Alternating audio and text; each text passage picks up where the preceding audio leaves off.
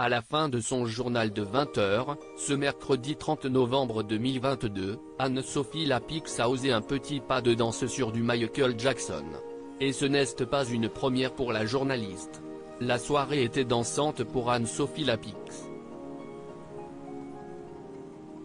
Ce mercredi 30 novembre 2022, comme chaque soir de la semaine, elle était aux commandes du journal de 20h sur France 2. Une édition teintée d'une pointe d'originalité, comme ont pu s'en apercevoir les téléspectateurs les plus fidèles. En effet, à la toute fin de son édition, après avoir annoncé le programme à suivre sur la chaîne, l'ancienne présentatrice a choisi de terminer sur une note musicale.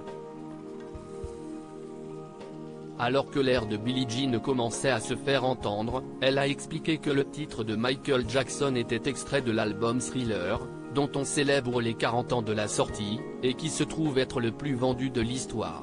Le déhanché d'Anne-Sophie Lapix, un bel hommage au roi de la pop pour lequel Anne-Sophie Lapix a également donné de sa personne.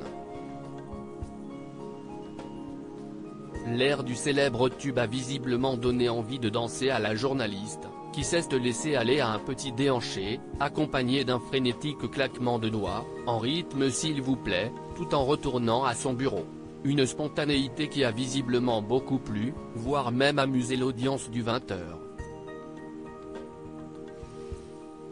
Sur Twitter, on remarque quelques commentaires ravis: excellent le petit pas de danse d'Anne-Sophie Lapix à la fin du JT, un petit pas de danse, j'adore, bravo à vous, sympathique cette fin du 20h avec Anne-Sophie Lapix qui danse sur Billie Jean, encourage volontiers les internautes. Une fan de danse et de chant. Ce n'est pas la première fois que la présentatrice de 50 ans s'adonne à une petite danse sur le plateau de son journal. En octobre dernier, elle avait déjà surpris les téléspectateurs de France 2 en se trémoussant sur Let's Groove, le tube disco du groupe Earth, Wind and Fire, introduisant un reportage sur une exposition consacrée aux années 80. Mais Anne-Sophie Lapix avait aussi donné de la voix.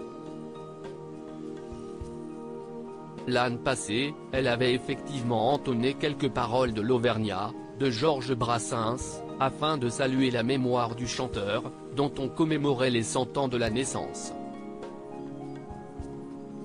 À lire aussi Anne-Sophie Lapix, c'est surprenant, pas de danse en plein direct dans son JT sur France 2.